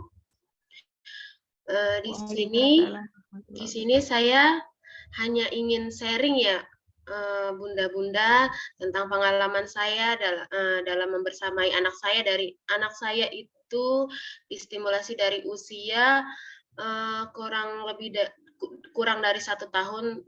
Anak saya sudah mulai distimulasi dari usia 10 bulan. Ya, baik, saya boleh dimulai ya Ummu Dini? Iya, silakan. A'udzubillahi minasyaitonirrajim. Bismillahirrahmanirrahim. Alhamdulillahirabbil alamin wassalatu wassalamu ala asrofil anbiya'i wal mursalin wa ala alihi wa sahbihi ajmain, amma ba'du. Ya, terima kasih atas kesempatan Ummu Dini untuk saya bisa hadir malam ini untuk mengisi sharing untuk berkesempatan mengisi sharing webinar KSH ini. Baik, saya di sini hanya bercerita ya tentang bunda-bunda semua tentang pengalaman saya dari anak saya usia bayi sampai sekarang. Alhamdulillah Faizal sudah usia 2 tahun 9 bulan. Ya, di sini saya akan membagikan pengalaman, pengajaran Faiza dari usianya bayi sampai usianya sekarang. Pengajaran hijaiyah memang sudah saya terapkan dari Faiza mulai usia 10 bulan. Dia baru bisa berdiri, belum bisa berjalan. Saya belikan poster hijaiyah. Nah, ini seperti ini ya bunda-bunda posternya. Jadi Faiza saat itu baru bisa berdiri. Nah, dia sangat suka menunjuk itu posternya karena kan warna ya. Anak-anak usia toddler, usia di bawah 2 tahun itu kan senang dengan yang warna atau dengan warna-warna, dengan tekstur-tekstur, dia suka pegang-pegang. Nah, saya mulai membelikan Faiza poster ini dari usia 10 bulan. Faiza memang belum paham ya tentang hijaiyah, tapi saya sering sekali lafalkan dengan kencang. Ali, ini A, Ba, gitu. Jadi, mungkin menurut kita anak-anak itu belum mengerti, tapi sebenarnya kita yang sudah mengisi seperti kata Ummu Dini tadi, mengisi tangki yang kosong, karena anak-anak itu kan masih bersih ya Bun, masih otaknya masih jernih, masih mudah untuk dimasukkan hal-hal yang baik. Jadi masa-masa golden age inilah yang sangat paling berharga untuk bunda-bunda untuk membersamai anak-anaknya, karena nggak akan terulang kembali masa-masa ini ya Bun. Nah, ini ada video tapi nggak bisa di-setel. Ini usia Faiza 12 bulan. Nah, di saat itu saya Faiza alhamdulillah sudah bisa menyebutkan, mengikuti apa yang saya bacakan, misalkan A, Ba. Nah, dia lanjutkan A, Ba, gitu. Alhamdulillah di usianya 12 bulan dia sudah bisa mengikuti ucapan saya. Ya, sebelum diajarkan hijaiyah, memang saya dari usia 10 bulan itu saya sering stimulasi Faiza tentang fokusnya terlebih dahulu, ya seperti yang tadi di awal video saya share tentang permainan-permainan. Nah, dari permainan-permainan itulah fokusnya Faiza alhamdulillah bisa sampai sekarang dia kalau saya berikan kegiatan alhamdulillah selalu mau, selalu ya jarang menolak. Ya mungkin stimulasi itulah yang di usia dini yang sangat penting gitu. Tapi kembali lagi disesuaikan dengan tumbuh kembang anak gitu. Ya, sama ya di usia Faiza 16 bulan masih dengan poster dan permainan-permainan yang melatih motoriknya untuk usia Faiza, tapi belum saya perkenalkan permainan hijaiyah ya gitu. Nah, Nah, selanjutnya saya mulai kenalkan Faiza hijaiyah dengan permainan itu melalui puzzle. Melalui puzzle di saat usia Faiza 18 bulan. Ya, awalnya ragu karena puzzle itu kan rekomendasi untuk usia 3 tahun. Tapi ya udah saya coba, bismillah, niatkan untuk mengenalkan hijaiyah untuk dia. Alhamdulillah, di usia dia 18 bulan sudah mulai bisa memasang puzzle sesuai dengan bentuknya.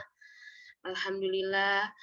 Selama 1 bulan, saya ajarkan, saya stimulasi dengan puzzle itu. Alhamdulillah di usia 18 bulan, selama sebulan itu dia sudah bisa menempatkan dengan tepat puzzle huruf hijaiyah.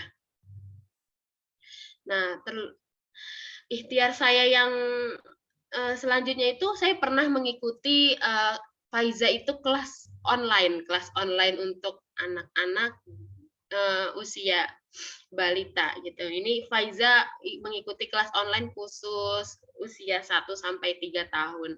Ya, dari ikhtiar itu ya alhamdulillah, mungkin semuanya itu kan butuh usaha, butuh perjuangan. Alhamdulillah di usia Faiza yang 25 bulan, alhamdulillah saya mulai mengenalkan Iqra pada Faiza. Mulai mengenalkan Iqra, dan Faiza alhamdulillah sudah mulai mengenal huruf ba, huruf ta, dan huruf sa. Gitu. Selain mengenalkan Faiza dengan poster, saya juga mengenalkan Faiza hijaiyah dengan buku. Ini yang buku yang Faiza punya. Nah, bisa di usianya 26 bulan mulai saya ajarkan juga tracing huruf. Nah, yang pertama Faiza belajar itu tracing huruf hijaiyah. Nah, alhamdulillah di usia 26 bulan Faiza sudah mulai bisa memegang alat tulis, memegang pensil dengan baik. Gitu ya, karena sebelumnya saya sering stimulasi dengan permainan-permainan yang melatih motorik halusnya seperti menyendok, mencapit, begitu ya, Bun. Sekarang kan di mana-mana banyak ya ilmu-ilmu yang kita bisa dapat, ide-ide bermain yang bisa kita dapatkan, mungkin bisa dicontoh untuk membersamai anak di rumah, gitu. Dan alhamdulillah di usia Faiza yang 28 bulan, alhamdulillah Faiza sudah bisa mengenal 13 huruf. Ini saya konsisten sudah mulai mengajarkan Faiza dengan Iqra. Tapi sebelumnya sebelum ke Iqra saya memang ajarkan Faiza dulu. Faiza hijaiyah terlebih dahulu dengan flashcard. Tapi mulai dari usia Faiza yang usia Faiza 25 bulan memang saya sudah konsistenkan ajarkan Faiza dengan Iqra. Nah, inilah kadang Faiza pun juga ada titik jenuhnya ketika ia suruh membaca Iqra itu. Pas ada saatnya Faiza itu menolak, maka dari itu saya gimana caranya supaya Faiza itu nggak bosen dengan belajar hijaiyah, ya begitulah. Jadi saya gunakan ide-ide bermain seperti ini. Faiza mulai mulai belajar menggunting secara lurus dengan nanti ada di video akhirnya ide-ide bermain Faiza, mungkin bunda-bunda bisa dipraktekkan di rumah. Ini Faiza mengelompokkan huruf hijaiyah sesuai dengan kelompoknya. Nah, ini berikut ide-ide bermainnya Faiza, mungkin nanti bisa bunda-bunda praktekkan ide mengelompokkan hijaiyah, mungkin menggunakan mungkin cat, jadi membedakan warna gitu. Nah, ini ide bermainnya, dan atas izin Allah Faiza sudah mengenal huruf alif sampai go. Huruf alif sampai go. Ini saya terus rutinkan pokoknya setiap malam mau tidur sama pagi hari kadang sebelum aktivitas yang lain, Faiza saya ini biasakan untuk membaca Iqra-nya. Karena kan dari rutinitas anak-anak bisa menjadi terbiasa ya Bun, jadi dia bisa terbiasa melakukan hal-hal itu gitu. Nah kemudian ada ide bermain. Ide bermainnya selain melatih motorik halus ada melatih motorik kasarnya juga, nanti bisa ada di akhir video. Nah, dan setelah tanggal 13 Juni 2022, alhamdulillahnya saya dapat informasi bahwa ada kelas stimulasi hijaiyah secara gratis. Masya Allah, jazakillah khairan Umu Dini. Saya bergabung di kelas stimulasi hijaiyah tanggal 13 Juni 2022. Membuat saya menjadi makin semangat membersamai anak saya. Sewaktu saya baru mengikuti kelas stimulasi hijaiyah, Faiza baru sampai huruf so. Itu dia susah sekali huruf so. Tapi karena Umu Dini memberikan tips-tipsnya, alhamdulillah, Masya Allah sekarang Faiza sudah bisa membaca huruf sambung, huruf 2 dan 3 huruf sambung. Sudah mulai membaca Iqra 2. Tapi kemarin sempat hatam 2 kali karena tetap saya ulang, karena pengulangan itu sangat penting karena masa-masa ini kan anak-anak harus ini terus ya, murojaah terus gitu. Ya alhamdulillah semenjak saya bergabung, saya makin Masya Allah ternyata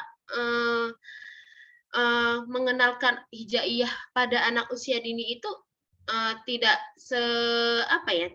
sejenuh, anak itu tidak selalu jenuh gitu diajarkan hijaiyah, diajarkan hal-hal yang mungkin pembelajaran-pembelajaran itu, karena kan anak-anak itu pembelajarannya memang bukan seperti orang dewasa, dia memang dengan bermain, makanya kitalah yang harus sebagai orang tua yang harus kreatif gitu, gimana caranya anak kita ini mau dalam hal belajar gitu yang tidak membosankan. Ya, ini di bawah ini berikut kegiatan Faiza. Ini Faiza sudah usia 2 tahun, mulai 2 tahun setengah. Ada tracing dengan dot sticker. Ada ini kegiatan ini. Nah, ini kegiatan-kegiatannya Faiza. Dan alhamdulillah atas izin dari Allah di usia Faiza yang 2 tahun 9 bulan, alhamdulillah Faiza sudah naik Iqra 2, sudah mulai bisa membaca 2 sampai 3 huruf sambung. Sebelumnya itu saya itu membuat kurikulum buat Faiza gitu, terinspirasi dari ini Ummu Khaizuran gitu. Ternyata membuat kurikulum itu bukan kita berekspektasi tinggi, bukan. Ternyata membuat kurikulum itu untuk anak itu sebagai doa untuk kita gitu. Apa impian-impian kita untuk anak kita gitu. Jadi bukan berarti kita ekspektasi tinggi membuat kurikulum kepada anak-anak kita, tapi itulah sebagai doa. Itu saya sudah praktekkan dari Faiza usia saya baru mengenal parenting lah itu dari Faiza usia 10 bulan, dan saya tergerak itu hatinya melihat postingannya Ummu Khaizuran. Mungkin ada yang sudah tahu Ummu Khaizuran, Masya Allah beliau itu ternyata dengan memberikan kurikulum gitu kepada anak menjadi doa untuk kita, menjadi penyemangat untuk kita gitu. Mungkin bunda-bunda di sini bisa diterapkan, mungkin membuat kurikulum itu misalkan seperti di usia 2 tahun sampai 2 tahun setengah anak saya menghafal doa mau tidur, doa masuk kamar mandi, doa bangun tidur misalkan. Itu sudah saya terapkan dan alhamdulillah kurikulum-kurikulum yang saya susun itu alhamdulillah Faiza sudah bisa, sudah pandai. Saya juga nggak tahu ya, mungkin atas izin Allah, atas kemudahan yang Allah berikan gitu.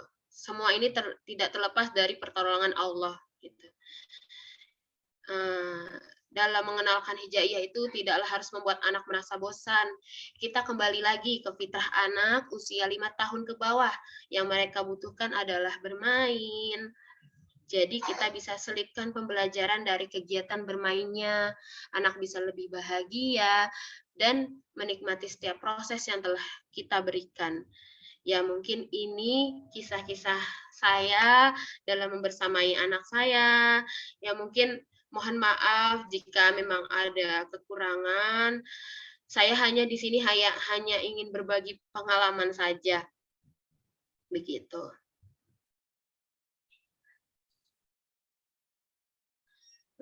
Ini berikut saya putar video ide bermainnya yang mungkin bisa dipraktekkan dengan Ananda di rumah.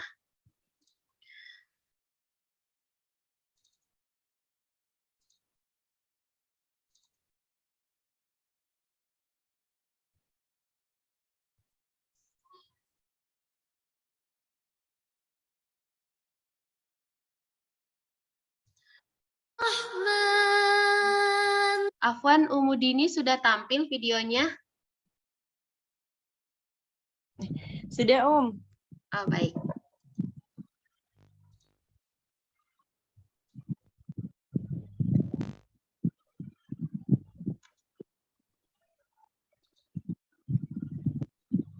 Bismillahirrahmanirrahim.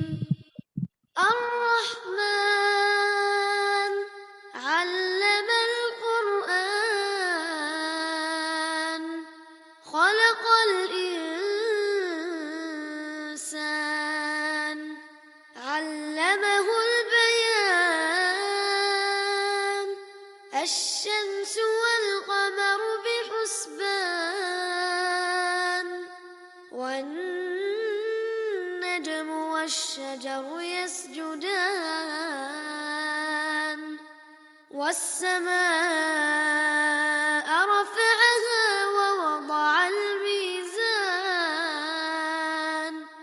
alla tatghaw fil mizan, wa aqimul wazna bil qisti wa la tukhsirul mizan, wal arda wada'aha lil anam, fiha fakihatun wan nakhlu dhatul akmam, wal habbu dhul 'asfi war rayhan, fabi'ayyi ala'i rabbikuma tukadziban, khalaqal insana min salsalin kal fakhar, wa khalaqal janna min marijin min nar, fabi'ayyi ala'i rabbikuma tukadziban, rabbul masyriqaini wa rabbul maghribain, fabi'ayyi ala'i rabbikuma tukadziban, marajal bahraini yaltaqiyan, bainahuma barzakhun la yabghiyan, fabi'ayyi ala'i rabbikuma tukadziban, yakhruju minhuma al-lu'lu'u.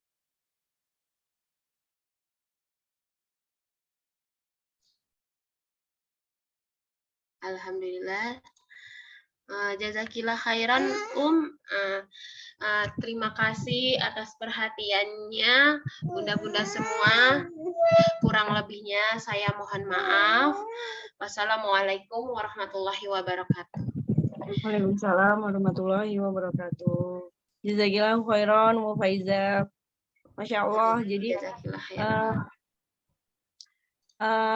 Umu Faiza ini apa ya, waktu kelas stimulasi JIA yang pertama itu Masya Allah rangkumannya itu benar-benar lengkap ya dan terstruktur. Saya sendiri yang membaca itu, oh jadi yang saya sampaikan begini ya.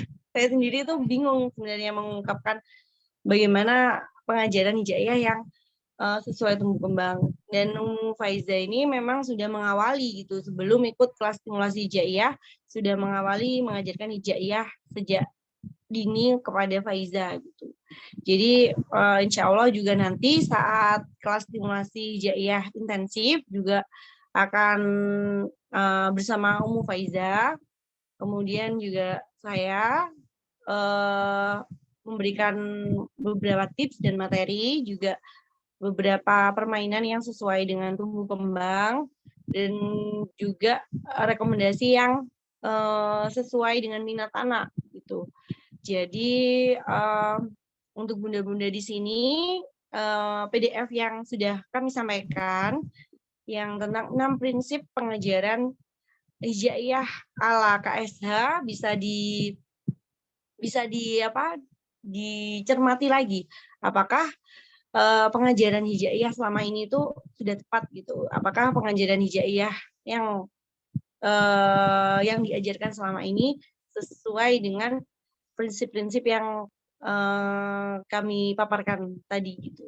Jadi kalau misalnya belum, kita perbaiki bersama gitu. Karena insya Allah dari 6 prinsip ala KSH itu insya Allah sangat efektif untuk pengajaran hijaiyah yang menyenangkan dan juga sesuai tumbuh kembang.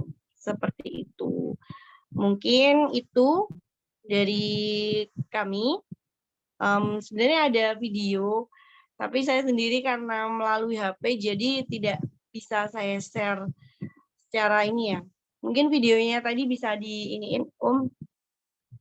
ditampilkan kembali. Jadi nanti saya jelaskan bagaimana cara mengajarkan hijaiyah yang menyenangkan lewat contoh permainan yang ada di sekitar kita.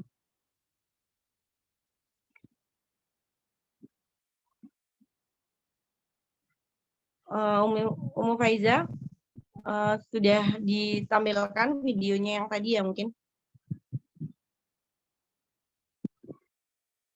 Yang di awal ya, Iya, yang tadi saya kirim di grup.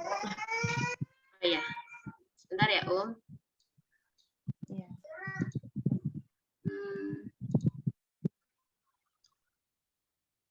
Yang ide bermain atau yang video semua ya, Iya, semuanya.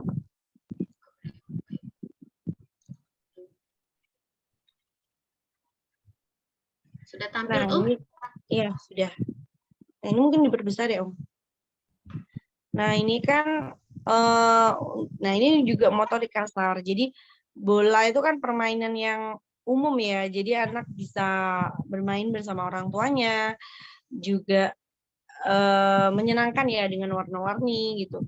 Dan tiap rumah mungkin punya bola sepertinya ya. Jadi bola itu bisa dimanfaatkan sebagai media bermain dan belajar hijaiyah.